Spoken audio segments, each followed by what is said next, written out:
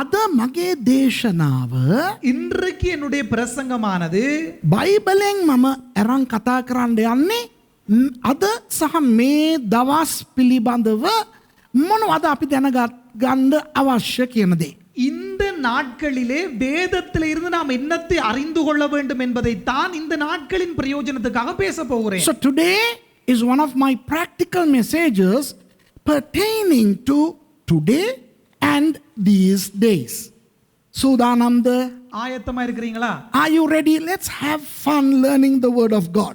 අපි ප්‍රීතියෙන් දෙවියන් වහන්සේගේ වචනයට ඇවුම්කන් දෙන්න ඕනේ. நாம் மகிழ்ச்சியாய் சந்தோஷமாய் ஆண்டவருடைய வார்த்தைக்கு செவி கொடுப்போம். ඉතින් අපිට දේශනා කරන්නේ පාස්ටර් සුරේෂ්වත් පාස්ටර් එසේකියල්වත් නෙවෙයි ශුද්ධාත්මයන්න් වහන්සේ. இந்த இடத்திலே நமக்கு பிரசங்கிக்க போவது பாஸ்டர் சுரேஷோ பாஸ்டர் எசேக்கியேலோ நெமை பரிசுத்த ஆவியானவர். It is not Suresh or Ezekiel who are preaching, but the Holy Spirit.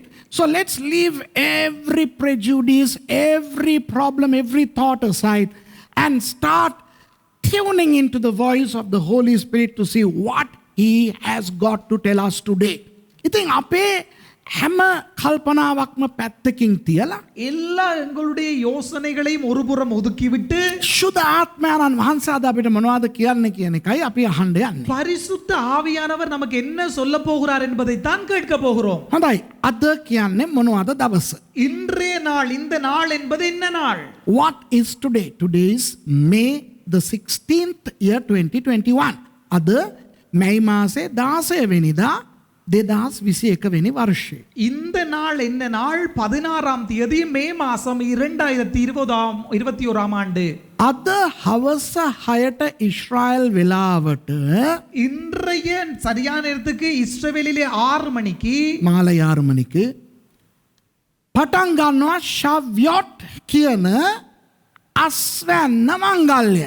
ஆரம்பிக்கப்படுகிறது சவ்யோத் என்கிற அறுவடை பண்டிகை.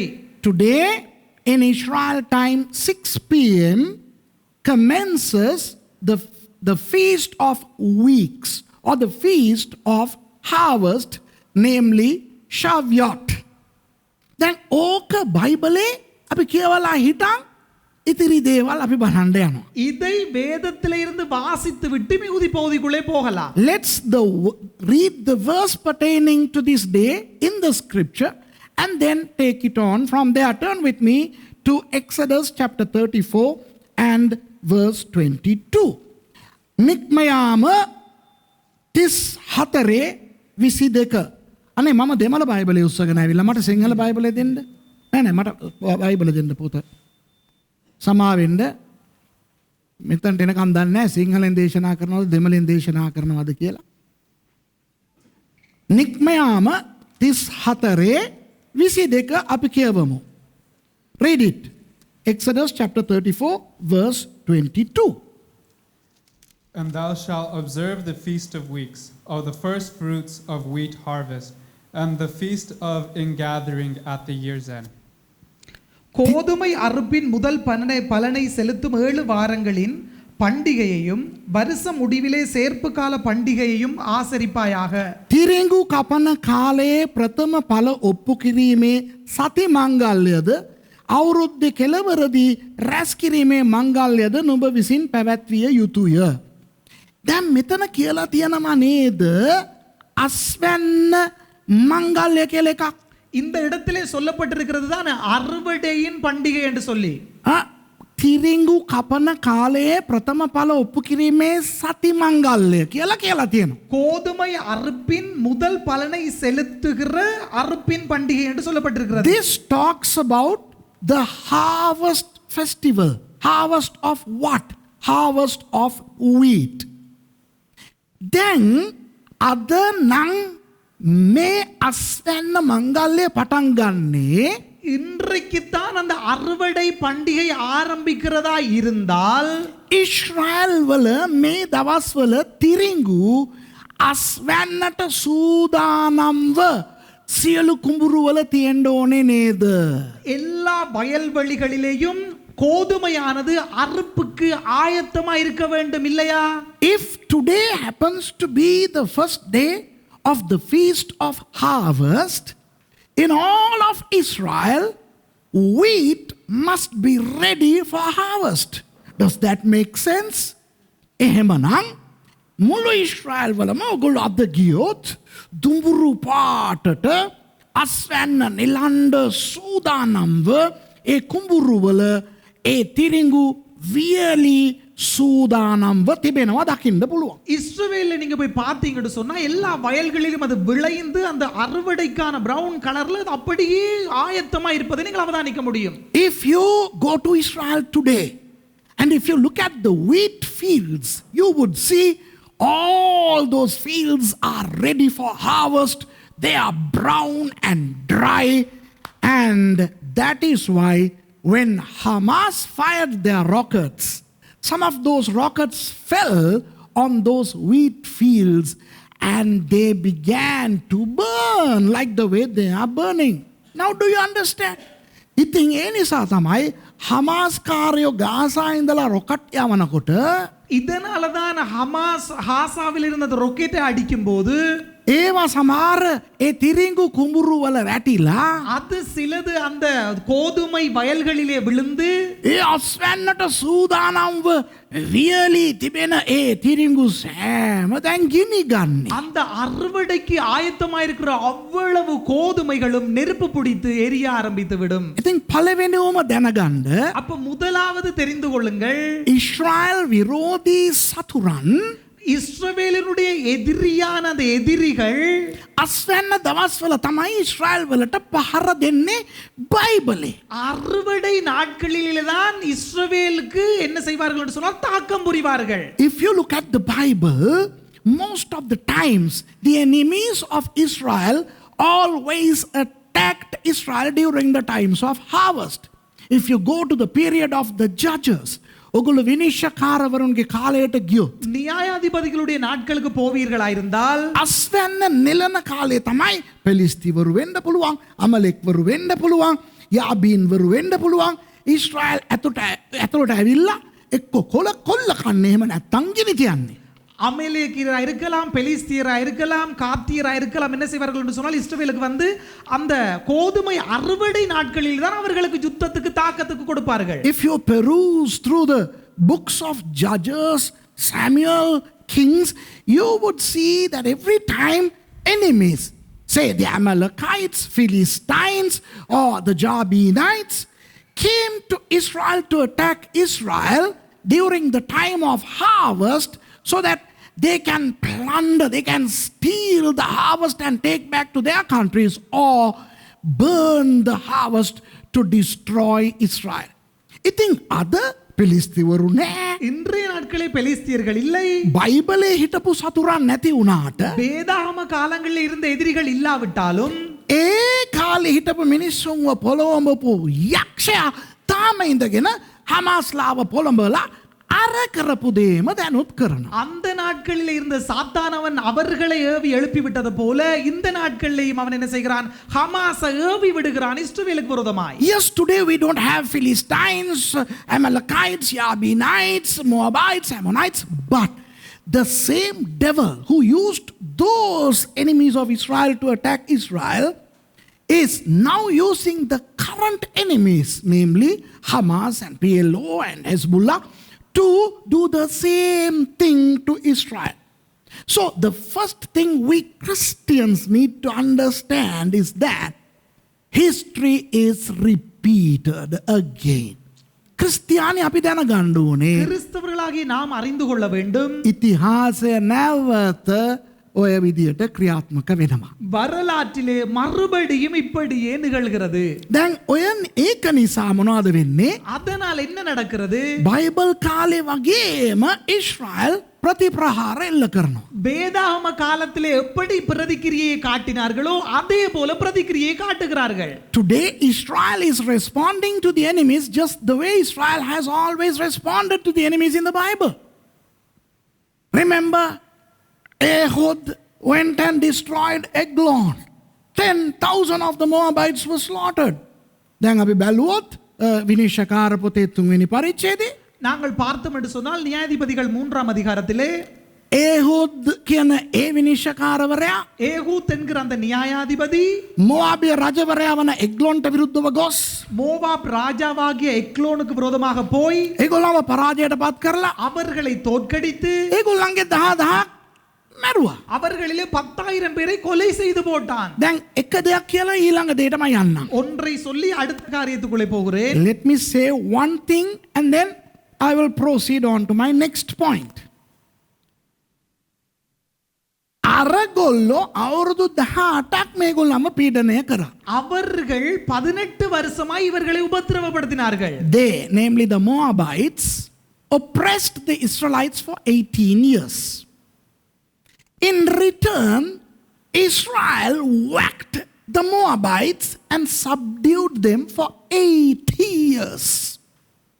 ඒකට ප්‍රතිප්‍රහාර එල්ල කරපු ඉස්රායල් அதற்கு பிரதிக்கிரியையை முற்படுத்தின இஸ்ரவேலர்கள் මොාබරුන්ව යටපත් කරගෙන හිටියා අවුරුදු 80ක්.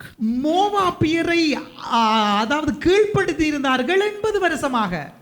ඉතින් කාලාන්තරයක් තිස්සේ අපි දකින්නේ அப்ப காலகாலமாக நாம் காண்கிறோம் ඉස්රායල් වරුන්ට වදිනවා. இஸ்ரவேலருக்கு தாக்கம் கிடைக்கும் தான். නමුත් 18ක් වැදුනා නම් ஆனால் 18 கிடைத்தால் 80ක් ආපහු දෙනවා. 80 அவர்கள் திருப்பி கொடுப்பார்கள். So throughout history we learn that yes, Israel is attacked at times, and if the attack is 18, the response would be 80. ඒ වගේ හමාස්ලා ගහනකොට 8ක් මැරෙනවා මේ පැත්තේ. அப்ப ஹமாஸ் அடிக்கும் போது இந்த பக்கத்துல இருந்து 8 பேர் சாவார்கள். මෙහෙන් එහාට ගහනකොට 138ක් මැරෙනවා. இங்க இருந்து அங்க அடிக்கும் போது 138 பேர் செத்து போவார்கள். Yes, when they hit Israel, 8 people would die. But when Israel responds, 138 people would die. ඉතින් මාධ්‍ය මොනවද පෙන්වන්නේ? அப்போ செய்திகள் என்ன காண்பிக்கிறது? අන්න ඉස්රායල් රකුසන් අහිංසක මිනිස්සුන්ට ප්‍රහාර එල්ල කරනවා. அந்த இஸ்ரவேலருடைய பொல்லாதவர்கள் என்ன செய்கிறார்கள்? இந்த அடிக்கிறார்கள், குண்டடிக்கிறார்கள். And the media would always portray that the wicked Israel is slaughtering the innocent Palestinians. Now I am not here to defend anybody or substantiate anybody's actions or to criticize anybody's action. මම මෙතන ආවේ අරය හරි මෙයා වැරදි අනම්මනම් කියන්න නෙවෙයි. நான் இந்த இடத்துல வந்தது அவர் சரி இவர் பிழை அப்படின்னு சொல்லுவதற்கு அல்ல. මං ආවේ දේශනා කරන්න. நான் வந்தது பிரசங்கம் பண்ணுவதற்காக. I came to preach. And in that sermon I'm telling you what's happening today in Israel is not the Third World War, but what happened in the history.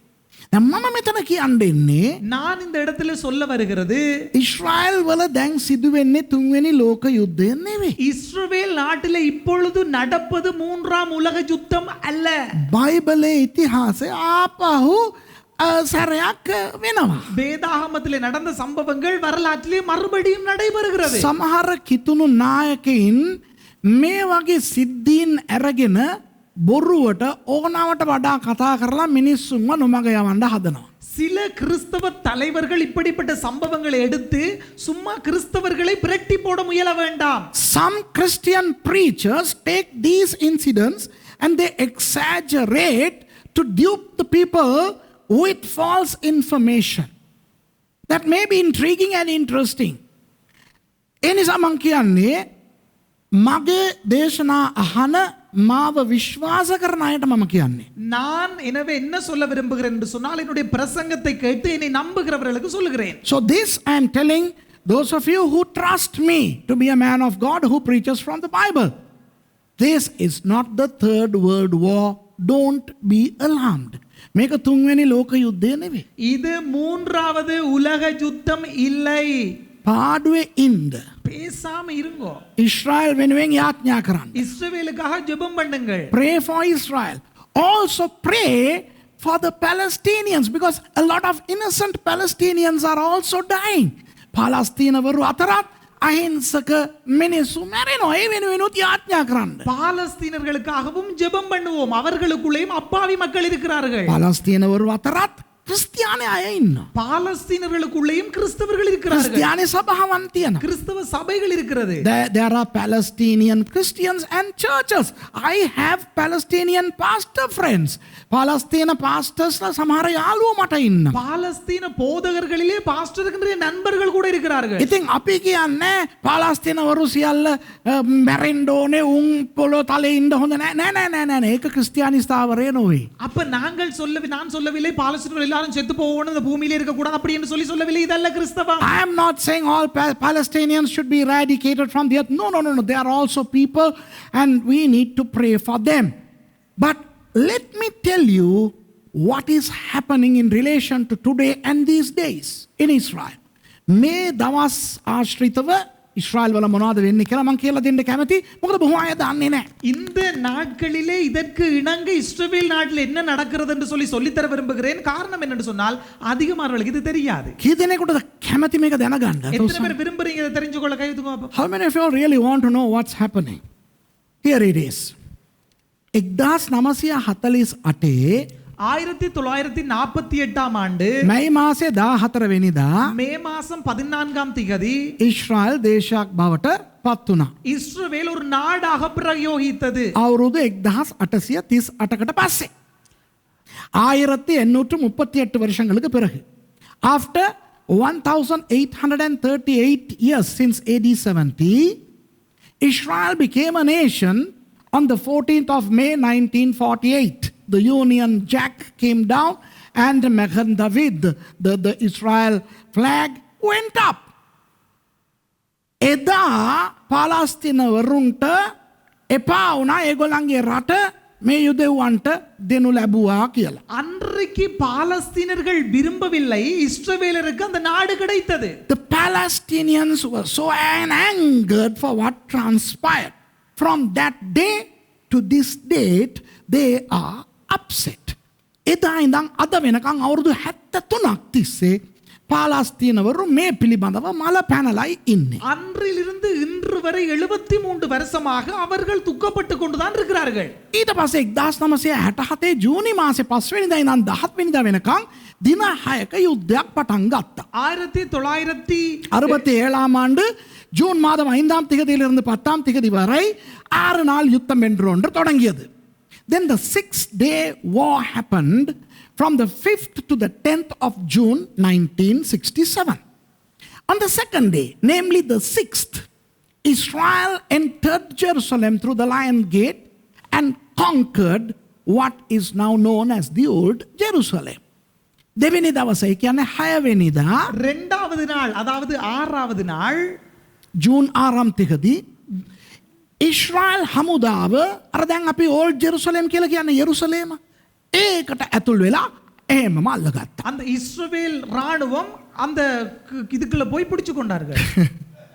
இஸ்ரவேல் இதுக்குள்ள போகலடா. இஸ்ரவேல் ராணுவம் யெருசலேமுக்குள்ளே நுழைந்து முழு யெருசலேமையும் கைப்பற்றிக் கொண்டது.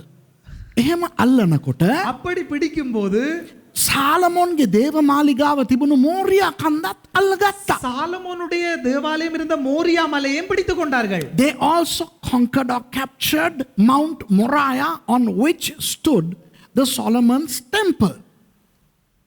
But they allowed the Muslims to continue to worship there because there are two mosques. There are the Al-Amar Mosque and the Al-Aqsa Mosque. ඒ වුණාට ඉස්රායල් වරු අවසර දුන්නා මුස්ලිම් වරුන්ට இஸ்ரவேலர்கள் முஸ்லிம் நபர்களுக்கு அனுமதி கொடுத்தார்கள். ඒගොල්ලන්ගේ පූජාවන් ඒගොල්ලන්ගේ ආගමික දේවල් ඒක උඩ කරගෙන යන්න පුළුවන් කියලා. அவர்களுடைய பலிகள் அவர்களுடைய மத சடங்காச்சாரங்களை அதற்குள்ளே செய்து கொண்டு போக முடியும் என்பதாக. මොකද ඒගොල්ලන්ගේ වැදගත් මේ පල්ලි දෙකක් එහෙ තිබ්බා. அவர்களுடைய முக்கியமான பள்ளி வாசல் 2 அங்கே இருந்தது. තව තියෙනවා. என்ன இருக்கிறது? அல்-அக்ஸா அல்-அமார் කියන පල්ලි දෙක. அலெக்சா அல்-அமார் என்ற 2 பள்ளிகள் இருக்கிறது. அலெக்ஸா இல்ல அல்-அக்ஸா. பரவாயில்ல என்னைக்காவது நீ என்னோட இஸ்ரேலுக்கு வா நான் அழகா உச்சரிக்க சொல்லிதார். பிரச்சனை இல்லை இதெல்லாம் பிரச்சனை இல்லை.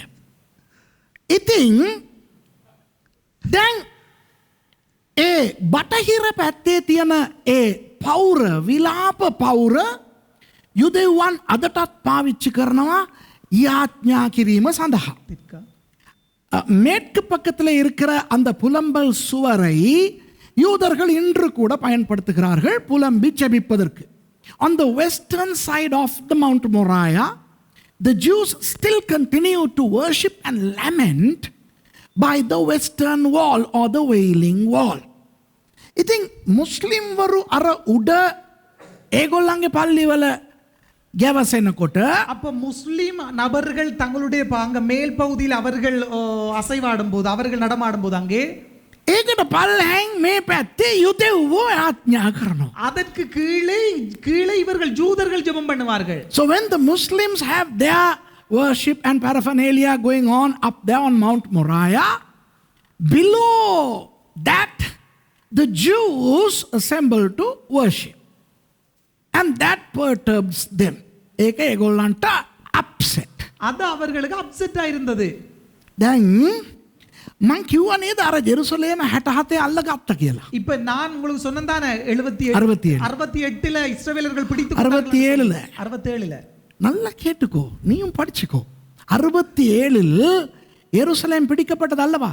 අන්න ඒක ඉස්රායල් වරු අදටත් සමරනවා எருசலேம் දවස කියලා. 67ல் அவர்கள் பிடித்துக்கொண்ட அதை அவர்கள் இன்றைக்கும் எருசலேமின் நாள் என்று சொல்லி கொண்டாடுகிறார்கள். From the day they captured Jerusalem on the 6th of June 1967, Israel celebrates that day as a holiday, calling it the Jerusalem Day.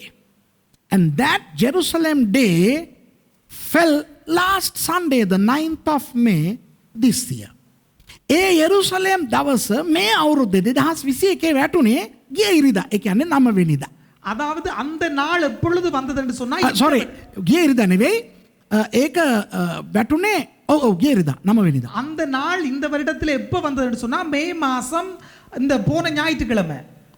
දැන් වැඩේ තියෙන්නේ என்ன காரியம் என்று சொன்னால் මේ අවුරුද්දේ මේ කාලේ තමයි මුස්ලිම් වරුන්ගේ නෝම්බි දවස් වැටුනේ. இந்த நாட்களிலே தான் முஸ்லிம்களுடைய நோன்பும் அங்கே விழுந்திருக்கிறது. The fasting, the 40-day fasting of the Muslims, the Ramadan, fell around that time this year. So over 15,000 Muslims had come from all over Israel to Mount Moriah to prepare themselves for Eid al-Fitr, the 40th day of their Ramadan. දැන් ඒ මුස්ලිම් වරු මුළු ඉස්රායල් වලින්ම එතනට පැමිණ හිටියා.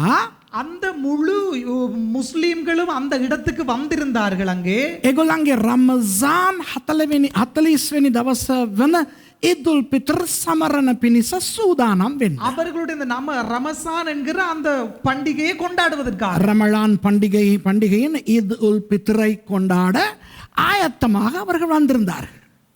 ඒ අවස්ථාවේ පල්ලෙහා අර බටහිර පවුර ළඟ யூதேவோ எருசலேம் දවස සැමරුවා. அந்த நேரத்திலே அந்த கீழ மேற்கு பகுதியிலே அவர்கள் அந்த எருசலேம் என்கிற நாளை கொண்டாடினார்கள் யூதர்கள். During the time of which the Jews started celebrating their Jerusalem day down below, much to the annoyance of those people up there. And they started throwing stones and rocks, and they started to light some trees and stuff like that. And the problems started. ඒගොල්ලෝ එහෙන් ගල් ගහනවා. அங்கிருந்து அவர்கள் கல்ல வீசினார்கள். ඒකට IDF එකෙන් ප්‍රතිප්‍රහාර කඳුළු ගෑස් ගහනවා. அப்ப அவர்கள் அங்க கண்ணீர் புகை அடித்தார்கள். වලිය පටන් ගත්තා කියන්නකෝ. சண்டை ஆரம்பிக்கப்பட்டது என்று சொல்லுங்கவன்.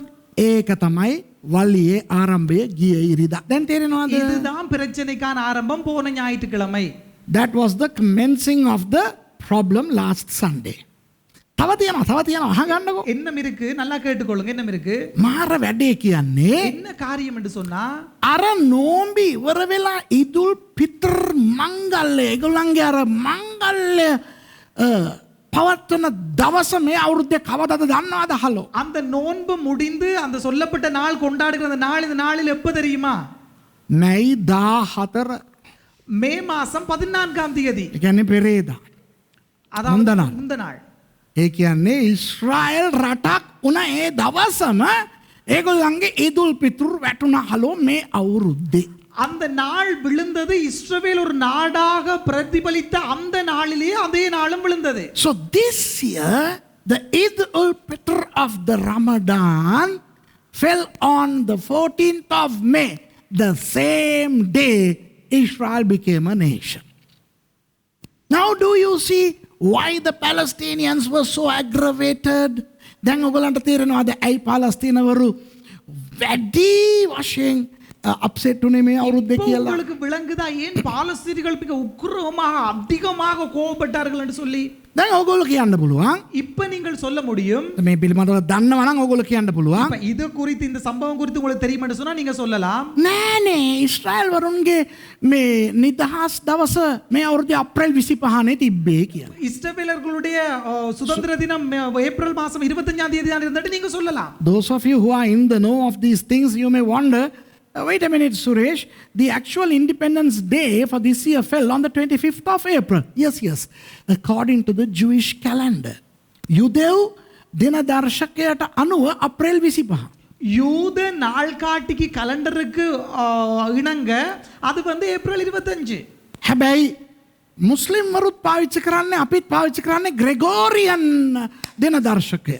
நாங்களும் முஸ்லிம் நபர்களும் பயன்படுத்துகிற கலண்டர் கிரெகோரியன் என்கிறவர்களுடைய கலண்டர். இல்ல அந்த அந்த அவர்களுடைய அல்ல அந்த calendar அந்த பஞ்சாங்கம். So we like the Muslims use the Gregorian calendar. Now according to the Gregorian calendar still the 14th of May is 14th of May, right? අපිට මේ 14 எங்களுக்கு மே 14 தான். ඒකත් එක්ක අද රෑ පටන් ගන්නවා ශව්‍යොත් මංගල්‍ය. அதோடு கூட இன்றைக்கு ஆரம்பிக்கப்படும் சவ்யோத் என்கிற அந்த பண்டிகை. So tonight the Shavuot festival is commencing. So Jerusalem Day, the day Israel became a nation, and Shavuot all came along the same time of Ramadan. That was the foundation of this time's problem in Jerusalem. Do you understand? අර බලන්න යෙරුසලම් දවස, எருசலேம் நாள், ඉස්රායල් රටක් වුණ දවස, இஸ்ரவேல் ஒரு சுதந்திரம் பெற்ற நாள், අස්වැන්න මංගල්‍ය දවස, அறுவடை பண்டிகை நாள், මේ සේරම මේ අවුරුද්දේ වැටුනේ අර රමසාන් කාලේ. இவை எல்லாம் விழுந்தது அந்த ரமலான் பண்டிகையின் நாளிலே. ඒකයි මෙච්චර ලොකු ප්‍රශ්නයක් එහෙ යන්නේ මේක තුන්වෙනි ලෝක යුද්ධින් නෙවෙයි කිරිකොකා. இதனாலே தான் இஸ்ரவேலிலே இவ்வளவு யுத்தம் போகிறது. இது மூன்றாம் உலக யுத்தம் அல்ல. ඒක ෂේප් වෙලා යයි. තව ටික දවස් යනකොට බය වෙන්න එපා. அது கொஞ்ச நாள் ஆகும்போது சரியாகி போகும், பயப்பட வேண்டாம். So in a few days or weeks that will subside. Everything will be back to normal. Do you understand? புரியுதா உங்களுக்கு? Okay. Then අපි බලමු අපිට මේක කොහොමද අදාළ වෙන්නේ කියලා. நாங்க பார்க்க போகிறோம் இது எங்களுக்கு எப்படி உரித்தாகுகிறது என்று. Now let's Christians look to see what has this Shavuot got to do with us. මේ අස්වැන්න මංගල්‍යයටයි අපිටයි තියෙන සම්බන්ධය මොනවද? இந்த அறுவடை பண்டிகைக்கும் நமக்கும் இருக்கிற தொடர்பு என்ன? What is the connection between the feast of harvest and we Christians? මම සිංහලෙන් සහ දෙමළෙන් උගන්වලා තියෙනවා යුදෙව්වන්ගේ බයිබලයේ තිබෙන මංගල්‍යයන් 7 ගැන. நான் சிங்கள மொழியிலேயும் தமிழ் மொழியிலேயும் யூதர்களுடைய பண்டிகையை குறித்து படிப்பித்திருக்கிறேன். 7 பண்டிகைகள். You know, in Tamil and Sinhala I have taught the 7 feasts of the Bible. Not in English yet. It will come soon. ඉතින් ඒක අපි පිළිවෙලානුකූලව බලමුකෝ. அதை நாம் நேர்த்தியாக ஒழுங்குமுறையாக பார்ப்போமே. Let's remind ourselves of the 7 feasts of the Bible. Feast number 1, the Pesach or the Passover. පළවෙනි මංගල්‍ය Pesach කියන පාස්කු මංගල්‍ය. முதலாவது பெசாக் என்கிற பஸ்கா பண்டிகை. දෙවෙනුව මුහුන් නුමුසු රොටි මංගල්‍ය. இரண்டாவது புளிப்பில்லா பண்டிகை. Second, the feast of the unleavened bread. And third is the feast of the first fruits. තුන්වෙනි එක තමයි ප්‍රථම ඵලයේ මංගල්‍ය. மூன்றாவது முதல் பலனின் பண்டிகை. හතරවෙනි එක තමයි අස්වැන්න මංගල්‍ය. නැත්තම් ඔය අද රෑ පටන් ගන්න යන ඒක ශව්‍යොත් මංගල්‍ය. நான்காவது தான் இன்றைக்கு ஆரம்பிக்கிற அறுவடை பண்டிகை. The fourth one happens to be the feast of Shavuot or harvest or weeks, which is supposed to start tonight in Israel. Then fifth one is the Feast of Trumpet, which will happen in the fall. පස්වෙනි එක හොරණෑ මංගල්‍ය. ஐந்தாவது எக்கால பண்டிகை. හයවෙනි එක සමගි කිරීමේ මංගල්‍ය. ஆறாவதாக ඔප්පුරවදා. ஒப்புரவாக்குதலின் பண்டிகை. Sixth is the Feast of the Yom Kippur, or the Day of Atonement. And number 7, the final, is the Sukkot, or the Feast of the Tabernacles.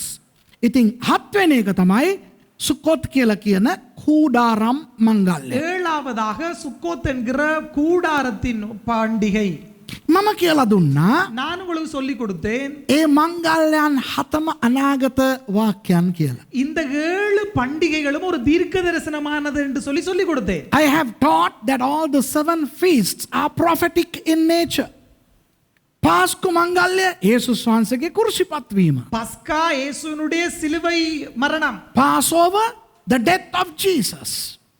And the feast of the unleavened bread, the burial of Jesus. ඒ මොහොන් නොමුසු රොටි මංගල්‍ය යේසුස් වහන්සේගේ තැන්පත් වීමේ අනාගත වාක්‍ය. புளிப்பில்லா பண்டிகை இயேசுவினுடைய அடக்கம் பண்ணப்படுதலை குறிக்கும். ඊට පස්සේ මේ ප්‍රථම ඵල මංගල්‍ය යේසුස් වහන්සේගේ නැවත නැගිටීමේ අනාගත වාක්‍ය. முதல் கனியின் பண்டிகை என்பது இயேசுவினுடைய உயிர்த்தெழுதலை குறிக்கும். The feast of the first fruits talk about the resurrection of Jesus. ඊට පස්සේ මං කියලා දුන්නා அதற்கு பிறகு நான் சொல்லி கொடுத்தேன் මේ අස්වැන්න මංගල්‍ය කියන්නේ இந்த அறுவடை பண்டிகை என்பது සභාවේ පටන් ගැන්මය කියලා. சபையினுடைய ஆயத்தம் ஆரம்பம் என்று சொல்லி கொடுத்தேன். I have taught that the fourth feast, the feast of the harvest, is the commencement of the church. Now I will come back to that. ඒකට මම පස්සේ එන්නම්. அதற்கு நான் பிறகு வருகிறேன். පළවෙනි තුන සිදු වෙලා ඉවරයි. அந்த முதல் மூன்றும் நடைபெற்று முடிந்தாயிற்று. The first 3 feasts have completed, finished, accomplished, fulfilled. And feast number 4 started to be fulfilled, and it is still being fulfilled. ඒ හතරවෙනි මංගල්‍ය ඒක ඉෂ්ට වෙන්න පටන් ගත්ත අවුරුදු 2000කට කලින් තවම ඉෂ්ට වෙමින් පවතිනවා. அந்த நான்காவது அறுவடை பண்டிகை 2000 வருடங்களுக்கு முன்பு நடைபெற ஆரம்பித்தது இன்னும் நடைபெற்று கொண்டிருக்கிறது. පස්වෙනි මංගල්‍ය හොරණෑ මංගල්‍ය ஐந்தாவது பண்டிகை எக்கால பண்டிகை සිදු වෙන්න යනවා. அது நடக்க போகிறது. The fifth feast, the feast of trumpets, is yet to happen when Jesus comes with the sound of the trumpet of the archangel to snatch the church by way of rapture. ඒ ප්‍රධාන දූතයාගේ හොරණෑ ශබ්දයක් සමග පැමිණ සභාව ඔසවා ගැනීම තමයි ඒ පස්වෙනි මංගල්‍ය. அந்த ஐந்தாம் பண்டிகை என்பது பிரதான தூதனுடைய எக்கால சத்தத்தோடு கூட பிரவாகித்துக் கொண்டு வருகிற சபையின் எடுத்துக்கொள்ளப்படுதலை குறிக்கிறது. හයවෙනි මංගල්‍ය ஆறாவது பண்டிகை ඒ සභාව ඇරගෙන උත්තම පූජකයානෝ ස්වර්ගය තුලට පිවිසෙන යොම් කිපුර් ඒ සමගි කිරීමේ මංගල්‍ය. அந்த சபையை பிரதான ஆசாரியர் எடுத்துக்கொண்டு பரலோகத்துக்குள்ளே பிரவேசிக்கிறதை குறிக்கிறது. So the sixth feast is the high priest Jesus taking us to the Father's holy of holies, namely the heaven, being the atonement, the day of atonement for us. And finally, the seventh feast would be our eternal abode in heaven, the feast of Sukkot, or the tabernacles, our permanent life in heaven, our new and permanent home. හත්වෙනි මංගල්‍ය කියන්නේ ஏழாவது பண்டிகை என்பது ස්වර්ගය නැමැති කූඩාරමට ඒ සදාකාලීන කූඩාරමට අපි පිවිස பரலோகம் என்கிற நித்திய கூடாரத்துக்குள்ளே நாம் பிரவேசித்து සදාකාලයෙන් සදාකාලයට එහි අපි ජීවත් වෙන්න යනවා. நித்திய காலமாய் அங்கே வசிப்பதை குறிக்கிறது. මේ ගැන මම දේශනා කරලා තියෙනවා. இதை குறித்து நான் பிரசங்கித்திருக்கிறேன். Now I have preached about those. Now let's come back to the feast of harvest. දැන් අපි අන්න අර අස්වැන්න මංගල්‍යයට අපි යමු. இப்பொழுது நாம் அறுவடை பண்டிகை என்கிற அந்த நான்காம் பண்டிகைக்கு வருவோம். යුදෙව්වන්ගේ දින දර්ශකයට අනුව අද හවස තමයි ඒගොල්ලන්ගේ ඒ ශව්‍යොත් පටන් ගන්නේ. யூதர்களுடைய கலண்டருக்கு இணங்க அந்த சவ்யோத் என்கிற பண்டிகை இன்றைக்கு மாலை 6 மணிக்கு தான் ஆரம்பிக்கும். According to the Jewish calendar, the Shavuot festival starts tonight at 6 o'clock Israel time. But for us, the Gregorian calendar users, our day of Shavuot is actually next Sunday. Then, අපේ Gregorian දින දර්ශකයට අනුව எங்களுடைய Gregorian என்கிற அந்த கலண்டருக்கு இணங்க ඒ Shavuot එක රැටෙන්නේ ලබන ඉරිදා. அந்த சவ்யோத் என்கிற பண்டிகை வருகிறது வாரக்கிழமை, The ஞாயிற்றுக்கிழமை. Shavuot කියන්නේ කවදද? அந்த சவ்யோத் என்கிறது எப்ப? When is the Shavuot? The 50th day after 7 Shabbats from the Pesach or the Passover. පාස්කු දවස තියෙනවා නේද? அந்த பஸ்கா நாள் இருக்கிறது தானே. ඒකට ශැබට් 7කට පස්සේ அதுல இருந்து 7 சபத்துக்கு பின்பதாக එන පහුවදා.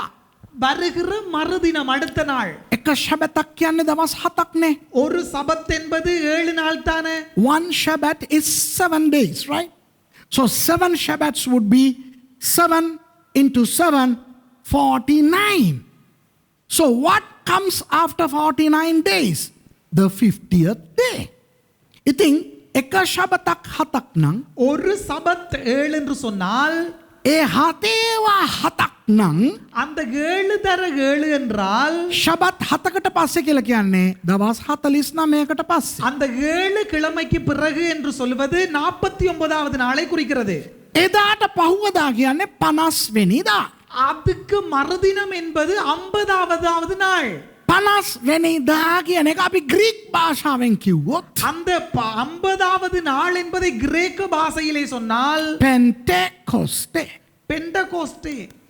So the 50th in Greek is Pentecoste, Pentecost in English. A Pentecoste කියන එක අපි Pentecost කියලා කියනවා. அந்த பெண்டகோஸ்டே என்றதை நாங்கள் பெந்தகோஸ்தே நாள் அப்படின்னு சொல்லி சொல்றோம். ක්‍රියා දෙකේ තියනවා කිතුණුවන්ගේ අස්වැන්න මංගල්‍ය. அப்போஸ்தலர் 2ஆம் அதிகாரத்தில் இருக்கிறது கிறிஸ்தவர்களுடைய பண்டிகை. The Christian Shavuot is mentioned in Acts chapter 2. පෙරලගන්න ක්‍රියා දෙකට. අපි සේරම හොඳටම දන්නවා. திருப்பிக் கொள்ளுங்கள், அப்போஸ்தலர் 2ஆம் அதிகாரம் நாம் அனைவருக்கும் நல்லா தெரியும். We all know only too well Acts chapter 2, don't we? තවද පෙන්තකොස්ත දවස පැමිණි කල ඔවුන් සියල්ලෝ එක තැනක රැස්ව සිටියෝය. பெந்தகோஸ்தே என்னும் நாள் வந்தபோது அவர்கள் எல்லாரும் ஒருமனப்பட்டு ஓரிடத்திலே வந்திருந்தார்கள். And when the day of Pentecost was fully come, they were all in one accord in one place. ඒ කියන්නේ අවුරුදු 2000කට කලින් අද ඒගොල්ලෝ එකට ඇවිල්ලා හිටියා. 2000 ஆண்டுகளுக்கு முன்பதாக, அதாவது இன்று அவர்கள் ஒன்றா வந்திருந்தார்கள். So 2000 years ago, today they all gathered. Now wait a minute. I know that many Christians, not many Christians, all Christians are going to celebrate Pentecost next Sunday. Fine, wonderful, go ahead. According to the Gregorian. I am talking about the Jewish calendar. Then, බොහෝ අය ක්‍රිස්තියානි අය කියන්න යනවා நிறைய கிறிஸ்தவர்கள் சொல்ல போறார்கள், මේ පිස්සු කෙලින්න එපා සුරේෂ්, මේ අපි දන්නේ නැද්ද පෙන්තකොස්තේ ඉරිදා ලබන ඉරිදානේ ඕයි කියලා. சும்மா பைத்தியம் ஆட வேணாம் சுரேஷ், பெந்தகோஸ்தே வர போறது வாரக்கிழமை, ஞாயிற்றுக்கிழமை. ඔව් කවුද නෑ කිව්වේ? ஓ உண்மை யார் இல்லையென்றது. ග්‍රෙගෝරියන් දින දර්ශකයට අනුව ඒක කරගන්නලා. கிரகோரியன் கலண்டருடைய அடிப்படையில் அதை செய்து கொள்ளுங்க. මට කෝල් එයි. පාස්ටර් එතකොට පෙන්තකොස්ත සමරන්නේ අදද ලබන ඉරිදාද කියලා. அப்ப எனக்கு கால் வரும், பாஸ்டர் அந்த பெந்தகோஸ்தே நாளை கொண்டாட வேணும் இந்த கிழமையில வார ஞாயிற்றுக்கிழமையா? I will definitely receive calls as people asking me, Pastor, now after your sermon we are confused. Are we to celebrate Pentecost this Sunday or next Sunday? My answer is twofold. මම දෙආකාරව උත්තර දෙනවා. ரெண்டு பதில்களை கொடுக்க விரும்புகிறேன். පළවෙනි එක තමයි முதலாவது தான், හලෝ අපිට හැමදාම පෙන්තකොස්තෝයි. எங்களுக்கு ஒவ்வொரு நாளும் பெந்தகோஸ்தே தான். The first answer is for us every day is Pentecost. Right? You know, every day we are filled with the Spirit. We speak in tongues. Woo! We are in Acts chapter 2 every day.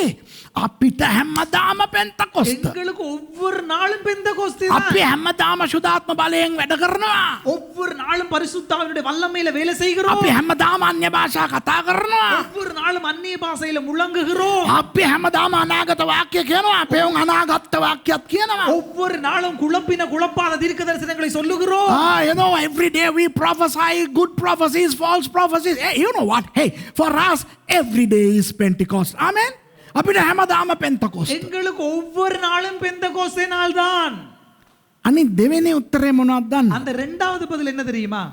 The second way of explaining this. දැන් අපිට ජනවාරි 1 වෙනිදා අලුත් අවුරුදුනේ. இப்ப எங்களுக்கு தை மாசம் 1ஆம் தேதி புது வருஷம் தானே. For everybody, January 1st happens to be the new year. And for the Sinhala and Tamil people, April 14th is their new year. Sinhala දෙමළ අයට අප්‍රේල් 14 අලුත් අවුරුද්ද. சிங்களவருக்கும் தமிழருக்கும் ஏப்ரல் மாசம் 14ஆம் தேதி தான் புது வருஷம் கொண்டாடுறாங்க.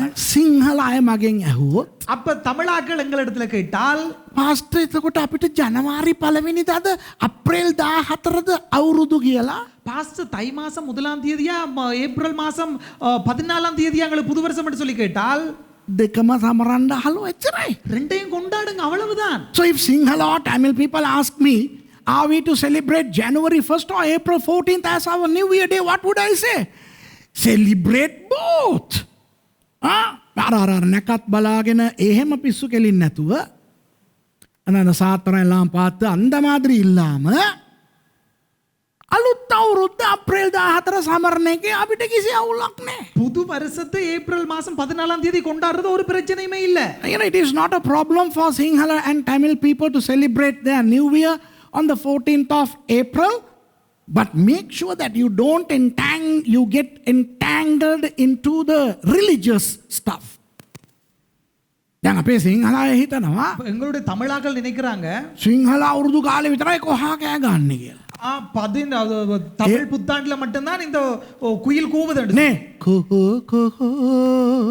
කොහේ ඉඳන් කොහෝ කියනවාද මූට ඇහෙන්නේ අප්‍රේල් මාසේ විතරයි. ඌ ජනවාරිත් කෑ ගහනවා.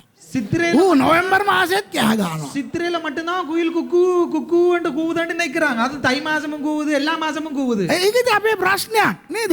இது எங்களுக்கு பெரிய பிரச்சனையா இருக்கு. සමහරව හිතනවා අපි ඔන්චිලි පදින්න ඕනේ අප්‍රේල් මාසේ විතරයි කියලා. அப்ப எல்லாம் நினைக்கிறாங்க நாங்க சித்திரை மாசத்துல இதெல்லாம் ஊஞ்சால் ஆடணும் அப்படினு சொல்லி. You know, some people think, well, I can't say this in English. Some people think certain things happen only around April. No. Other months also. So on the same token, Christians, you are welcome to celebrate your Pentecost either today or next Sunday, or today and next Sunday, or all 365.25 days. No worries. கிறிஸ்டியானியாயிட்ட මං කියන්නේ கிறிஸ்தவர்களுக்கு நான் சொல்கிறேன் අද නම් ඒත් ඔට්ටුයි இன்றைக்கண்டா அதுவும் சரிதான் ලබන ඉරිදා නම් ඒත් ඔට්ටුයි வாரக்கிழமை ஞாயிற்றுக்கிழமை சொன்னா அதுவும் சரிதான் 365 දවසම අපි පෙන්තකොස්ත සමරමු හලෝ 365 நாளும் பெந்தகோஸ்தே கொண்டாடுங்கள் හැබැයි අපි දැනගන්න ඕනේ මොකද්ද මේකේ යථාර්ථය කියලා. நாங்கள் தெரிந்து கொள்ள வேண்டும் இதுக்குள்ள என்ன உண்மை என்பதை. But we have to understand the details within the Shavuot through the eyes of God. දෙවියන් වහන්සේගේ දෘෂ්ටි කෝණයෙන්. ආණ්ඩවරුடைய கோணத்திலே. දෙවෙනි පදේ බලමු. இரண்டாவது பார்ப்போம். Verse 2. තද හුළඟක් හමන්නක් මෙන් ශබ්දයක් අහසෙන් හදිසියෙන් පැමිණ එයින් ඔවුන් හිඳගෙන උන්නාව මුළු ගෙය පිරුණේය. அப்போஸ்தலர் 2ஆம் அதிகாரம் 2ஆம் வசனம். அப்பொழுது பலத்த காற்று அடிக்கிற முழக்கம் போல வானத்திலிருந்து சடுதியாய் ஒரு முழக்கம் உண்டாகி அவர்கள் உட்கார்ந்திருந்த வீடு முழுவதையும் நிரப்பிற்று. And suddenly there came a sound from heaven as a rushing mighty wind, and it filled all the house where they were sitting. ක්‍රිස්තියානි නොවන අයට මම එක දෙයක් කියන්න කැමති වෙනවා. கிறிஸ்தவர்கள் அல்லாதவர்களுக்கு ஒன்றை சொல்ல விரும்புகிறேன். අපිට සමාවෙන්න අපි කෑ ගහගෙන සද්ද දාන එකට. நீங்க மன்னிக்க வேணும் சும்மா கத்தி கொண்டு கூவி கொண்டு நாங்க இருக்கிறதுக்காக. අපි පටන් ගත්ත දවසේ ඔහොම තමයි අපි පටන්ගෙන තියෙන්නේ. நாங்க ஆரம்பிச்ச நாள்லயே இப்படித்தான் ஆரம்பிச்சோம். එන ගෝසාවක්. එන ගෝසාවක්. பெரிய சத்தம். අපි කූල් එකේ භාවනා කරගෙන ඇස් වහගෙන මෙහෙම ඇස්සර එහෙම නෙවෙයි ක්‍රිස්තියානිය පටන්ගෙන තියෙන්නේ. நாங்க அப்படியே தியானத்திலிருந்து தவம் இருந்து கொண்டு இப்படி கண்ண இப்படி மெதுவா திறந்து பார்க்குற மாதிரி அல்ல கிறிஸ்தவம் ஆரம்பிக்கப்பட்டது. අපේ උන් පටන් අරගෙන තියෙන්නේ එහෙන ගෝසාවක් අම්මට සිටි අම්මට සිටි එක නෑ බයිබලේ මුළු ගේම සද්දෙන් පිරීලා තියෙන්නේ කියලා. சும்மா கத்தி கூச்சலிட்டு கூட தான் ஆரம்பிச்சிருக்கான். வீடு முழுக்க சத்தத்தால நிரம்பிச்சுது அப்படியே. මට ඇහෙනවා සමහරු කියනවා පොස්ට් කෙනෙක් අම්මට සිටි කියනවා නෑ සමහර වෙන්න. You know අම්මට සිටි சொல்லக்கூடாது. You know, to the non-Christians, I have to apologize very humbly. I understand your complaint that we are making a big noise. That is because that's how we started. We did not start under a tree having opened eyes that have been closed for 8 years. Wow. You know, we started in a big hula below here. That's why we are like that. අපි පටන් ගන්නකොටම එන ගෝසාවකින් පටන් අරගෙන තියෙනවා. ஆரம்பிக்கும் போதே கூவிக்கொண்டு தான் ஆரம்பிச்சிருக்கானுங்க. මොනවා කරන්නද? තුන්වෙනි පදය. என்னதான் செய்யறது? மூன்றாம் வசனத்தை பாப்போம். ගිනි වැනි වූ දිව් බෙදී යනවා ඔවුන්ට පෙනුනේය. එය ඔවුන් එක්කෙනා කෙරෙහි පිහිටුනේය. அல்லாமலும் அக்கினிமயமான நாவுகள் போல பிரிந்திருக்கும் நாவுகள் அவர்களுக்கு காணப்பட்டு அவர்கள் ஒவ்வொருவர் மேலும் வந்து அமர்ந்தது. And there appeared unto them cloven tongues like of fire, and it sat upon each of them. You know, fire came from heaven and it did not just sat on the leader, but it sat on everybody. Then gini wage div ඇවිල්ලා நெருப்பு போல நாவு வந்து ඒ නායකයාගේ ඔළුවේ විතරක් නෙවෙයි රැඳුනේ அந்த தலைவனுடைய தலையில மட்டுமல்ல அமர்ந்தது හැම කෙනාගේම ඔළුවේ රැඳුනලු எல்லாருடைய தலையின் மேலேயும் அமர்ந்ததாம். දැන් මම එක ප්‍රශ්නයක් අහන්නම් මේ ගැන කතා කරන්න ආස නැහැ. எனக்கு இத குறித்து கதைக்க விருப்பம் இல்லை. ஒரு கேள்வி ஒன்று கேட்கிறேன். මමත් පෙන්තකොස්තකාරයෙක්. நானும் ஒரு பெந்தகோஸ்தேக்காரன். මගේ පෙන්තකොස්ත සහෝදර සහෝදරියන්ගෙන් මං අහනවා. என்னுடைய பெந்தகோஸ்தே சகோதர சகோதரர்களிடத்திலே கேட்கிறேன். හැම කෙනාගේම ඔළුවේ ඒ ගින්දර ඇවිල්ලා රැඳුනා නම් எல்லாருடைய தலையின் மேலேயே அந்த நெருப்பு வந்து அமர்ந்ததா இருந்தால் ඇයි කිරිකොකා අද කාලේ නායකයා විතරක් ආලේ පෙන්ගින්දරෙන් පිරීලා අනිත් උන්ට ඒක නෑ වගේ උන්ව වටලා රෝල් කරලා ජල් ප්‍රීස් කරන්නේ. அப்ப என்னத்துக்கு இந்த நாட்களிலே தலைவர் மேல மட்டும் அப்படியே தலைவர் மட்டும் சத்தி அப்படியே சத்தமா கத்தி கொண்டு தலைமுடியை பிடிச்சு ஆ ஊண்டெல்லாம் கத்துறது காரணம் என்ன? கையில காலில் போட்டேன்னா சொல்றாரு எனக்கு சந்தோஷம். I am asking my Pentecostal brothers and sisters, as I am also a Pentecostal, when the Bible says that everybody experienced the fiery tongues resting upon them, why would this one leader behave as if he is the only one who is having that fiery anointing and he is making that anointing go to others, making them fall and roll and all that kind of stuff? They're not. விளங்குதா உங்களுக்கு? මට මේක හෙන aspect. எனக்கு இது பெரிய ஒரு upset. And I am perturbed over this. I have been a Pentecostal for 42 years. Out of which 35 years as a full-time Pentecostal pastor. මම පෙන්තකොස්ත කාරයෙක් වෙලා අවුරුදු 42යි ඔයි. පැය 42ක් නෙවෙයි.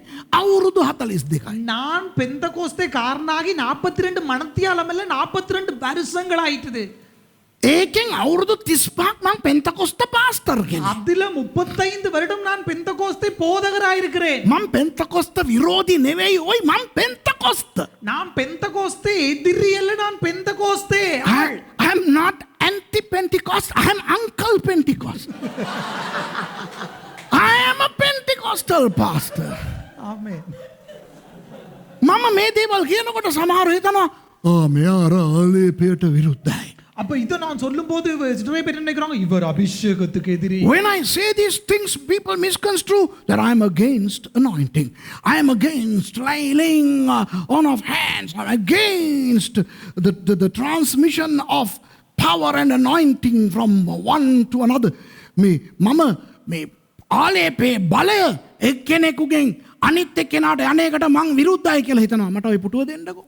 நான் அந்த அபிஷேகம் ஒருத்தரிட்ட இருந்து இன்னொருத்தருக்கு போவதற்கு நான் எதிரி அப்படின்னு சொல்லி நிறைய பேர் நினைக்கிறார்கள்.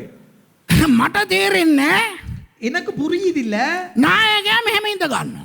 அவர் இப்படி இருந்து கொள்வார் தலைவர். The leader sits like this. And then he gets up. ඊට පස්සේ නායකයා නැගිටිනවා. அவர் அப்படி பேந்து எழும்புவார் பாஸ்டர் எழும்பின மாதிரி. දැන් කියනවා අනිත් උන්ට පුළුවන් නම් ඉඳ ගනින්.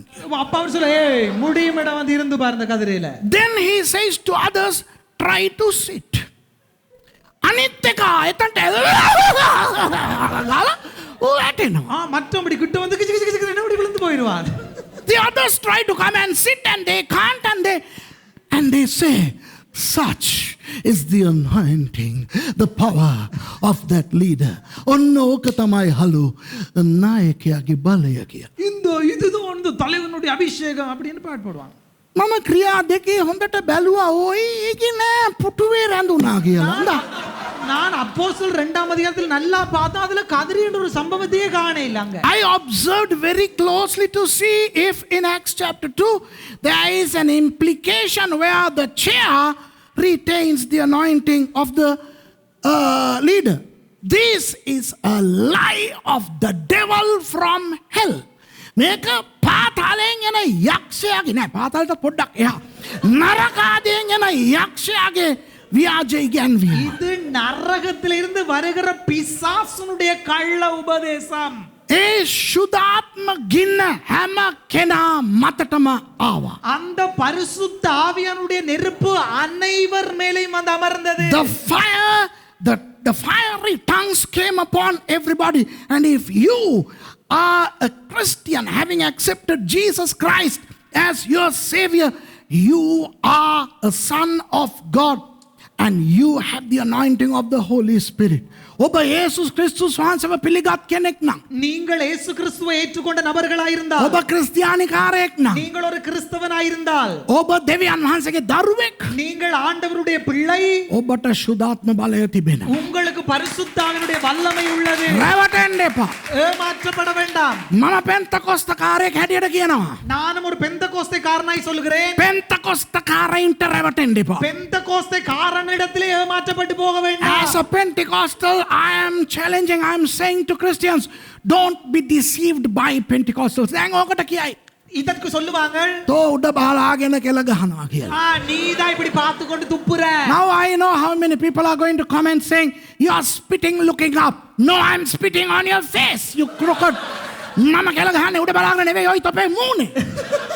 நான் இப்படி மேல பார்த்து கொண்டு துப்பவில்லடா உண்ட மூஞ்சைக்கு தான் துப்புறேன். පෙන්තකොස්තකාරයන මොකක් වුණත් බයිබලයට පටහැනිව දේවල් කරලා ක්‍රිස්තියානි අදහිල්ල නිකන් නීච ඇදහිල්ල බවට පෙන්වන්න එපා අහලෝ. நீங்கள் கிறிஸ்தவர்கள் பைபிளுக்கு விரோதமா செயல்பட்டு வேதத்தினுடைய விசுவாசத்தை கேவலமான விசுவாசமாக்க வேண்டாம். You know, don't destroy the dignity of Christianity with your crooked beliefs and your crooked selfish gains on the pretext of Pentecostal anointing.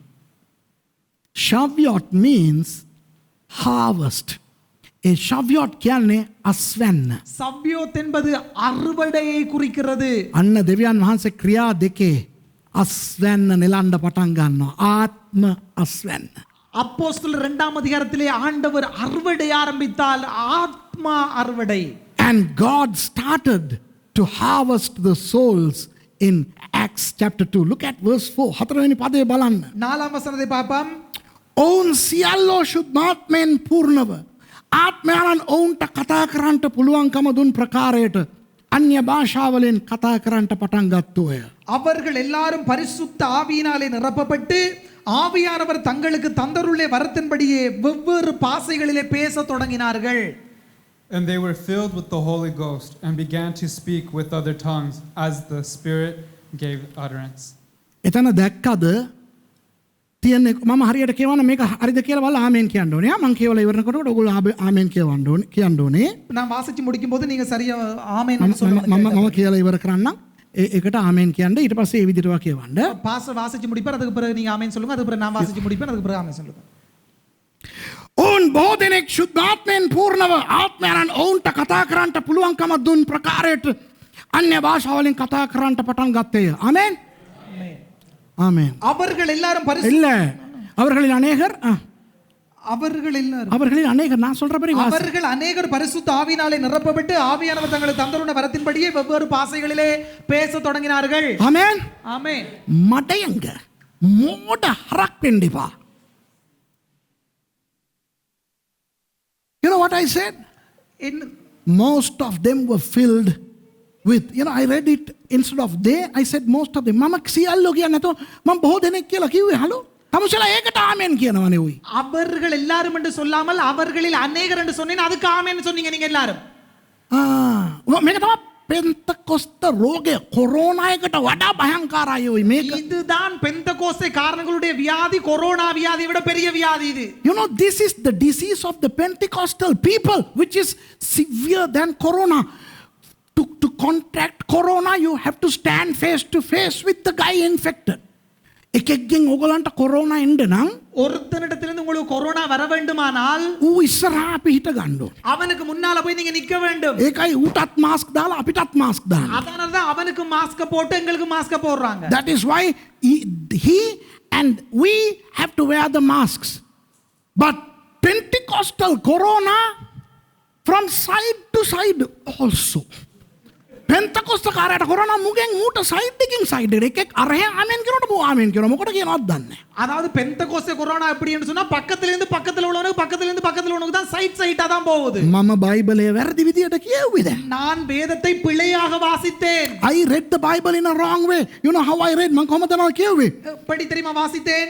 ඕන් බොහෝ දෙනෙක් සුදාත්මෙන් පූර්ණව කියලා මම කියුවේ. அவர்களில் அநேகர் பரிசுத்த ஆவியினாலே நிரப்பப்பட்டு என்று வாசித்தேன். I read most of them were filled with the Holy Spirit when the Bible says they were filled with the Holy Spirit. Bible මොනවද කියලා තියෙන්නේ? வேதம் என்ன சொல்லுகிறது? ඕන් සියල්ලෝ සුදාත්මෙන් පූර්ණ. அவர்கள் எல்லாரும் பரிசுத்த ஆவியினாலே நிரப்பப்பட்டு සියල්ලෝ அவர்கள் எல்லாரும் බොහෝ දෙනා නොවේ. அநேகர் அல்ல. බොහෝ දෙනා නම් සමහර දෙනාට පිරුන්නේ. அநேகர் என்று சொன்னால் அதிலே சிலருக்கு கிடைக்கவில்லை என்பதை குறிக்கிறது. If it had said most of them, then some of them did not. Whereas it says they all. Our God is the God of Acts chapter 2.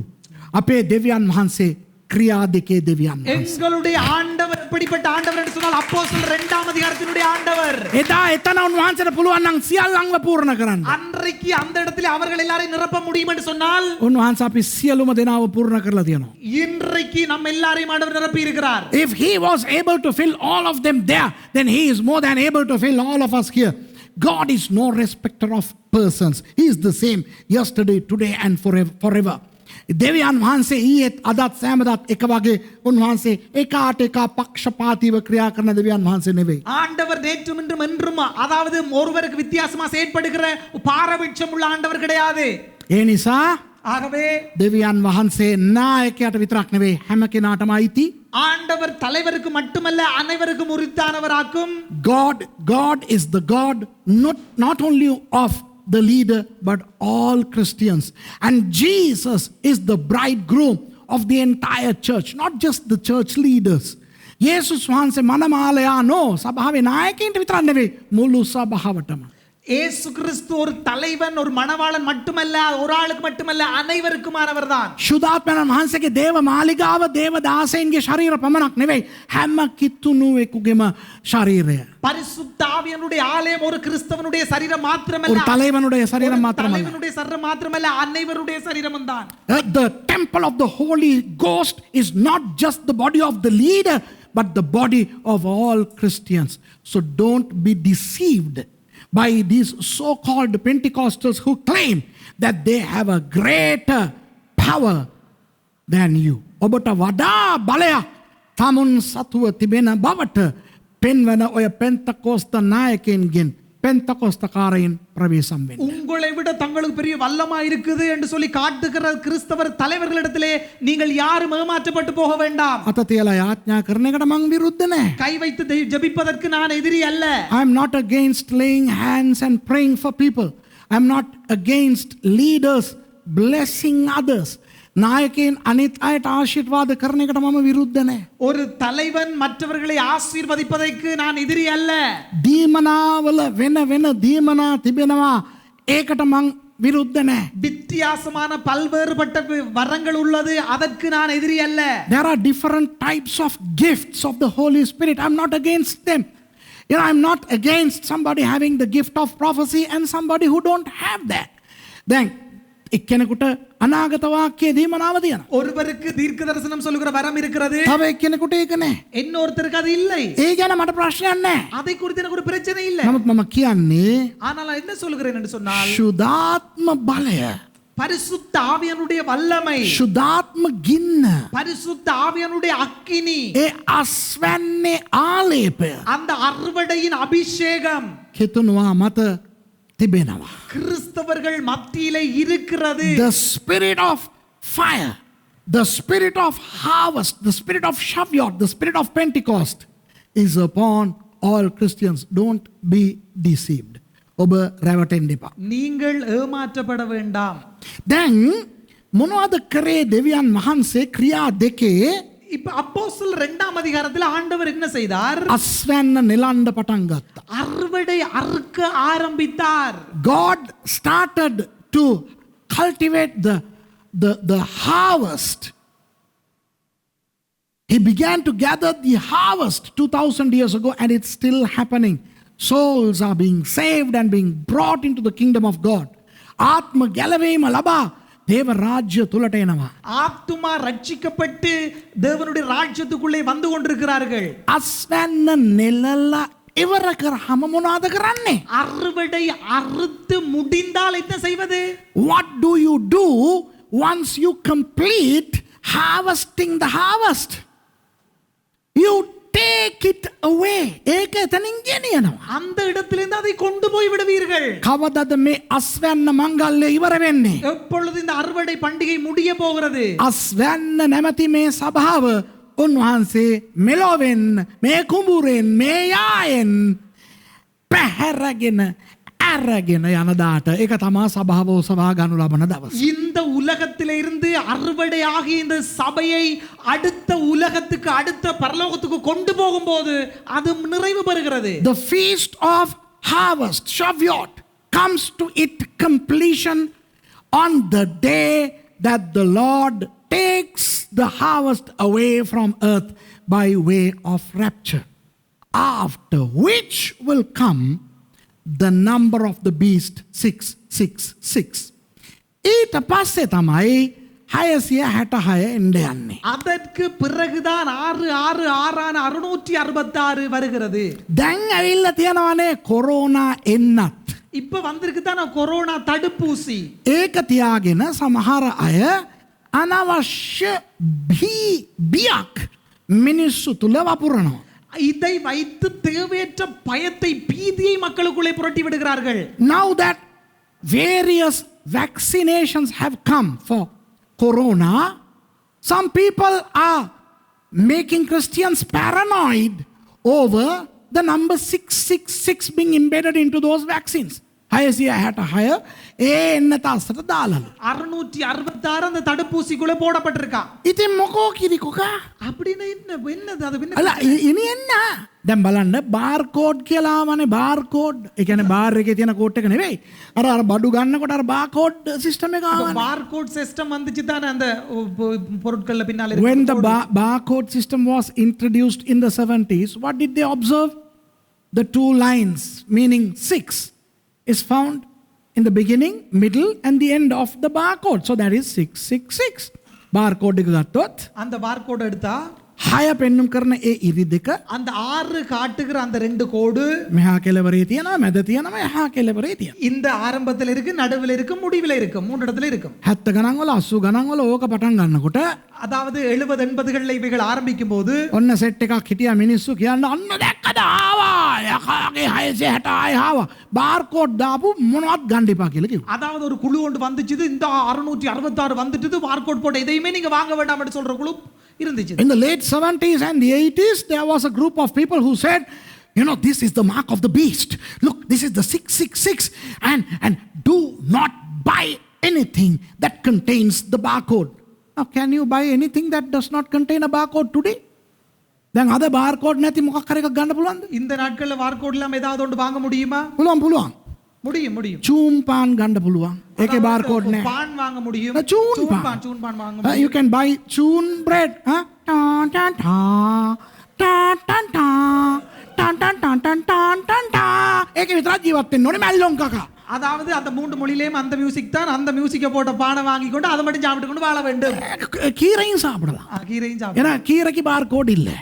So you have to eat the chun pan bread and spinach that is found in your home yard, not the Food City, because there you get the barcode even for spinach. Food City kills වල ගිහිල්ලා ගත්තොත් නැත්තම් පිටරටවල් වල ඔයගොල්ලෝ ගිහිල්ලා අඹ ගෙඩියක් ගත්තොත් ඒකෙත් barcode ගහලා. இப்ப ஃபுட் சிட்டில நீங்க வெளிநாட்டுல போய் மாம்பழம் வாங்கினாலும் அங்கேயும் ஒரு ஸ்டிக்கர் அடிச்சு அதுல ஒட்டி இருப்பாங்க. ඊට පස්සේ ආවා credit card එක. அப்ப கிரெடிட் கார்டு வந்துச்சு அதுக்கு. Then came the credit card. Diners Club introduced the credit card. Diners Club කියන කට්ටිය ඉස්සෙල්ලාම මේ credit card එක හඳුන්ලා දුන්නා. டைனஸ் கிளப் பண்றவங்க அந்த கிரெடிட் கார்டை முதலாவது அறிமுகப்படுத்தி கொடுத்தார்கள். ඒකේ තියෙනවා magnetic strip එකක්. அப்ப அதுக்குள்ள ஒரு ரகசியம் பயமுறுத்துற மாதிரி சொல்லணும். அதற்குள்ளே இருக்கு, அதன் பின்புறத்தில் இருக்கிறது ஒரு பட்டி. அந்த பட்டிக்குள்ள என்ன இருக்கு தெரியுமா குட்டி? barcode 666. ඒක ඇතුලේ තියෙන්නේ 666. ක්‍රෙඩිට් කාඩ් ගත්තා නම් ඔසවා ගන්නු ලබන්නේ. நீங்கள் கிரெடிட் கார்டு வாங்கினீங்கன்னு சொன்னா எடுத்துக்கொள்ள மாட்டீர்கள். There is 666 in the credit card. So if you possess a credit card, you will not be raptured. And you know when the rapture happens, Suresh will not go because I have 9 credit cards. සභාව ඔසවා ගන්නු ලැබුවොත් சபை எடுத்துக்கொள்ளப்பட்டால் pastor එසේකියල් යයි මම යන්නේ. நான் போயிருவேன் pastor இருந்துருவாரு இங்க. මොකද මට ක්‍රෙඩිට් කාඩ් එකක් දෙකක් තුනක් හතරක් පහක් හයක් හතක් අටක් නෙවෙයි 9ක් තියෙනවා. ஒரு கிரெடிட் கார்டு 2 3 4 அப்படி அல்ல 9 கிரெடிட் கார்டு வச்சிருக்காரு. මගේ ගෑණිත් යන්නේ ඒකිටත් තියෙනවා සප්ලිමෙන්ටරි කාඩ්. அதாவது அவருக்கும் சப்ளிமெண்ட் கார்டு ஒன்று இருக்குது. පාස්ටර් ඩැනි තුෂාර ඒ උනුත් යන්නේ. උන්ටත් අරන් දීලා තියෙනවා කාඩ්. பாஸ்டர் துஷார பாஸ்டர் டனிக்கும் கொடுக்கப்பட்டிருக்கிறது. තුෂාර නැද්ද? හා. So this is stupid idiosyncrasy. මේවා මෝඩ කමට බෙහෙත් නෑ ඔයි. முட்டாள்தனம் இது முட்டாள்தனத்துக்கு மருந்தில்லை. දැන් මේ මගෙන් ඔය පාස්ටර්ස් ළගෙන් මිනිස්සු කෝල් කර අහනවා. இப்ப என்னிடத்திலையும் போதகர்களிடத்திலையும் கால் பண்ணி கேக்குறாங்க மக்கள். පෙරේදානේ අර අම්මා කෝල් කරේ. පෙරේදානේ අම්මා කෙනෙක් කෝල් කරලා කියනවා முந்தின நாள் ஒரு அம்மா கால் பண்ணி சொல்றாங்க මේ මොඩර්නා එන්නට අපි ගත්තනේ. Moderna தடுப்பூசியை நாங்க எடுத்துட்டோமே. We have already taken the Moderna vaccination. ඊට පස්සේ තමයි අපි දැක්කේ මොඩර්නා කියන්නේ කෙලින්ම 666ලු. அதுக்கு பிறகுதான் அந்த மொடோனான்றது 666 ன்னு சொல்லி எங்களுக்கு தெரிய வந்துச்சு. මුන්ට ඉස්සර ප්‍රශ්න තිබ්බේ මැඩෝනා එක්ක. දැන් තියෙන්නේ මොඩර්නා එක්ක. முதல் அவர்களுக்கு பிரச்சனை இருந்தது மெடோனாவால இப்ப மொடோனாவோட பிரச்சனை இருக்குது. මොකක් හරි ඩෝනා කැතරිනා කෙනෙක්ව අල්ල ගන්නවා අපේ උන් මිනිස්සුන්ව අවුල් කරන්න. எங்கேயாச்சும் இருந்து ஒரு டோனாவை பிடிச்சு கொள்றாங்க நம்ம மக்களை குழப்பி விடுறதுக்கு. Those days it was Madonna. Now it's Moderna, which is causing problem. Hey, හැමෝටම මං කියන්නේ ඔය ඉන්නත් ගන්නකෝ. அதாவது எல்லாருக்கும் தான் சொல்றேன் இந்த ஊசியை எடுங்க நீங்க. Take the vaccine. Post එතකොට ඒකේ 666 තිබ්බනම් பாஸ்டர் அப்ப அதுக்குள்ள 666 இருந்தால் ගන්න. පාස්ටර් සුරේෂ් කියනවා කමන්නැල්ලු ගන්නලු. சுரேஷ் சொல்ற எடுக்கட்டாம் பரவாயில்லையா? Even if there is 666 there, you take it. I'll tell you, the real mark of the beast will come after the rapture and it will be inscribed here and or here. අර බයිබලේ 666 එන්නේ வேதத்திலே அந்த 666 என்பது வருகிறது සභාව ඔසවා ගන්න ලැබුවයින් පස්සේ. சபை எடுத்துக்கொள்ளப்பட்ட பிறகு.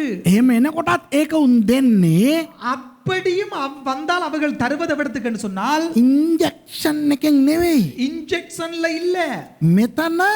මෙතන දෙන්න. இந்த இடத்துல இல்லாட்டி இந்த இடத்துல அடிப்பார்கள். ඔතනට දුන්නත් කමක් නෑනේ. අපි නෑනේ. எந்த இடத்துல கொடுத்தாலும் பரவாயில்லை எடுக்க நாங்க இல்லையே இங்க. Who cares where they are going to put the 666 because we are not going to be. Are you going to be here? මම නම් ඉන්නේ. ඔයි මං යනවා යන්න. நான் தான் இங்க இருக்க மாட்டேன். நான் போறதுக்கு போயிருவேன் மேல. ඒ නිසා මම කියන්නේ දැන් සමහර ඔය වගේ කරන නිසා சில பேர் இப்படி செய்கிறபடினால் මම එතුමාව දන්නේ නැහැ. හැබැයි මම එයා හොඳට කතා කරලා තියෙනවා.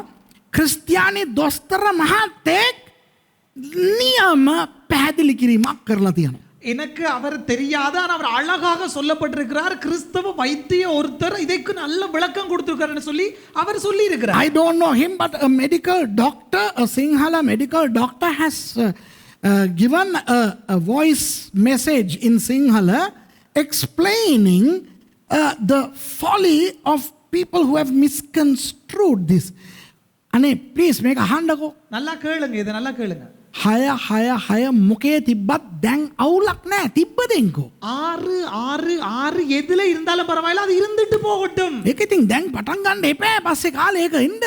அது இப்பவே ஆரம்பிக்க வேண்டும் தான் பின்பதாக வாரன்னு சொன்னா. The mark of the beast has to start, so that by the time the rapture happens, it's all there at large. You don't worry, go ahead and take the vaccine. Okay? ඔගොල්ලෝ ගිහිල්ලා ඒ injection එක ගන්න. நீங்க போய் அந்த இன்ஜெக்ஷனை போட்டுக் கொள்ளுங்கள். අරගෙන මැරුණා නම් எடுத்து செத்து போயிட்டா ආයුබෝවන් මොනවා කරන්නද? வணக்கம், அவ்வளவுதான். என்ன செய்ய ප්‍රශ්නයක් නෑ. பிரச்சனை So if you die after taking the vaccine, then that's not my problem.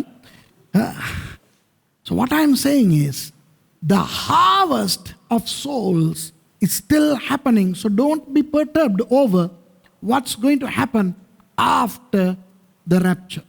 තවමත් ඒ ආත්ම අස්වැන්න නිලමින් පවතිනු ලබන හේයින් සභාව ඔසවා ගැනීමෙන් පසු සිදුවෙන්න යන දේ ගැන ඔගොල්ලෝ කැළඹිල්ලට පත් නොවෙන්න. இன்னும் அந்த அறுவடையானது நிகழ்ந்து கொண்டிருக்கிறபடினாலே சபைக்கு எடுத்துக்கொள்ளப்படுவதற்கு பின்புக்கு வரப்போற காரியத்துக்கு நீங்கள் பயப்பட வேண்டிய அவசியம் கிடையாது. ඒ නිසා අපි ඒ අස්වැන්නව සිටින නිසා අපි සතුටු වෙමු. நாம் அந்த அறுவடையாய் இருப்பதனால் சந்தோஷப்படுவோம். Let's be glad that we are the harvest, and may we preach the gospel to people so that they also can become parts of the harvest. අපිත් අන් අය වෙනුවෙන් අපි යාඥා කරමින් ඔවුන්ට සුභාරංචිය අපි කියමු. நாமும் மற்றவர்களுக்காய் ஜெபம் பண்ணி அவர்களுக்கு சுவிசேஷத்தை அறிவிப்போம். ඔවුන් අපත් සමග ඒ අස්වැන්න වෙන්න. அவர்களும் நம்மோடு கூட அறுவடையாய் மாறுவதற்கு මම හිතන්නේ ඔයගලන්ට අද බොහෝ දුරට බොහෝ දේවල් පැහැදුනා කියලා. நான் நினைக்கிறேன் இந்த நாளிலே நிறைய விஷயங்கள் உங்களுக்கு தெளிவாக்கப்பட்டிருக்கிறது என்று I சொல்லி. think you understood a lot of things. Now you understand why this time, over against all the previous times, that the problem between Israel and Hamas is aggravated. දැන් ඔයගලන්ට තේරෙනවා ඇති, තේරුණා ඇති, තේරෙන්න ඇති. ඉස්සරට වඩා ඇයි ඉස්රායල් හමාස් ප්‍රශ්නේ උග්‍රව මේ දවස්වල යන්නේ. இந்த நாட்களிலே உங்களுக்கு விளங்குமாயிருக்கும் இஸ்ரவேலுக்கும் ஹமாஸுக்கும் ஏன் இவ்வளவு பிரச்சனைகள் இந்த நாட்களில் நிகழ்ந்து கொண்டிருக்கிறது என்பதை අපි குறித்து ඉස්රායල් වෙනුවෙන් යාඥා කරමු. நாம் இஸ்ரவேலுக்காக ஜெபம் பண்ணுவோம். ජෙරුසලේමේ සමාදානය වෙනුවෙන් අපි යාඥා කරමු. எருசலேமினுடைய சமாதானத்துக்காக ஜெபம் பண்ணுவோம். Let's pray for Israel. Let's pray for the peace of Jerusalem. And also let's pray for the Palestinians, their lives and their children, and the Palestinian Christians as well as others. These are lives. Innocent people are also being killed. Let's pray that this problem should end. අපි යාඥා කරමු පාලස්තීනවරු වෙනුවෙනුත් යාඥා කරමු. நாம் பாலஸ்தீனர்களுக்காகவும் ஜெபம் பண்ணுவோம். ඒත් අහිංසක මිනිස්සු පවා මැරෙනවා. அதற்குள்ளேயும் அப்பாவித்தனமான மக்கள் சாகிறார்கள். බෝකිතුනුවන් පවා මැරෙනවා. நிறைய கிறிஸ்தவர்கள் சாகிறார்கள். ඉතින් අපි ඒ අය වෙනුවෙනුත් යාඥා කරමු. அவர்களுக்காகவும் நாம் ஜெபம் பண்ணுவோம். අපි අවධානයෙන් ඉමු. நாம் கவனமாயிருப்போம். Let's be careful, and also let's not assume that this pandemic has to do with the book of Revelation. දැන් අපි මෝඩ විදියට හිතන්න එපා දැන් මේ කොරෝනා ප්‍රශ්නේ එලිදරව් පොතේ වසංගතයක් කියලා. நாம் முட்டாள்தனமாய் நினைக்க கூடாது. இந்த கொரோனா வைரஸ் ஆனது, அதாவது இந்த 7 வருஷத்துக்குள்ள வருகிற உபத்திரவ காலத்துக்குள்ள நாங்க வந்திருக்கிறோம் மட்டும் நினைக்க கூடாது. සභාව උසවා ගන්නු ලැබුවයින් පස්සේ තමයි අර වසංගතය එන්න යන්නේ. சபை எடுத்துக்கொள்ளப்பட்ட பிறகுதான் ஏனைய வாதைகள் வரப்போகிறது. அந்த வாதைகள், The revelation, the plagues of revelation will happen only after the rapture of the church. So this is one of the many pandemics that the world has experienced throughout the past 2000 years. දැන් පැමිණ තිබෙන්නේ මේ අවුරුදු 2000ක් තිස්සේ ඇවිත් තිබුණා වූ ඒ වසංගත වගේ එකක්. இந்த நாட்களிலே வந்திருக்கிறது எப்படி இந்த 2000 ஆண்டுகளுக்கு முன்பதாக வந்திருந்த வாதைகளோ அதே போன்ற ஒரு வாதைகள் தான் இந்த நாட்களிலே வந்திருக்கிறது. ක්‍රිස්තියානි අය පරිස්සම් වෙන්න. கிறிஸ்தவர்கள் கவனமா இருக்க வேண்டும். Let's be careful. Christians, take the vaccination if it is available. අර මේ එන්නත් තියෙනවා නම් ඒක ලබා ගන්න. அந்த தடுப்பூசிகள் இருக்கும் என்று சொன்னால் பெற்றுக்கொள்ளுங்கள். නිකන් ඔය ඇවිදින්න එපා යේසුස් වහන්සේගේ නාමයෙන් මට බලය තියෙනවා කියලා. சும்மா நடந்து போகாதீங்க இயேசுவின் நாமத்தில் எனக்கு வல்லமை இருக்கு அப்படின்னு சொல்லி. Don't just walk about without a mask saying that I have the power of the blood of Jesus and all that kind of stuff. You live by faith and die in vain because of corona. මේ බොරුවට මෝඩ විදියට මැරෙන්න එපා. போய் முட்டாள்தனமா செத்து போகாதீங்க. පරිස්සමෙන් ජීවත් වෙන්න. கவனமாய் வாழ்வோம். අපි අනිත් අය වෙනුවෙන් යාඥා කරමු. மற்றவர்களுக்காய் ஜெபம் பண்ணுவோம். Let's pray for others and let's be glad that the festival of harvest, the Shavuot, is happening still. තවමත් ඒ අස්වැන්නේ මංගල්‍ය පවතිනවා කියලා අපි සන්තෝෂ වෙමු. இன்னும் அந்த அறுவடையானது நிகழ்ந்து கொண்டிருக்கிறது என்று சொல்லி மகிழ்ச்சிப்படுவோம். දෙවියන් වහන්සේ ඔබට කතා කරාද? ஆண்டவர் உங்களோடு பேசினாரா? Did God talk to you? Praise God. Then let's get up and then pray and close. අපි නැගිට අපි යාඥා කරලා හමාර කරමු. நாங்கள் எழுந்து நின்று ஜெபம் பண்ணி நாங்கள் நிறைவு செய்யலாம்.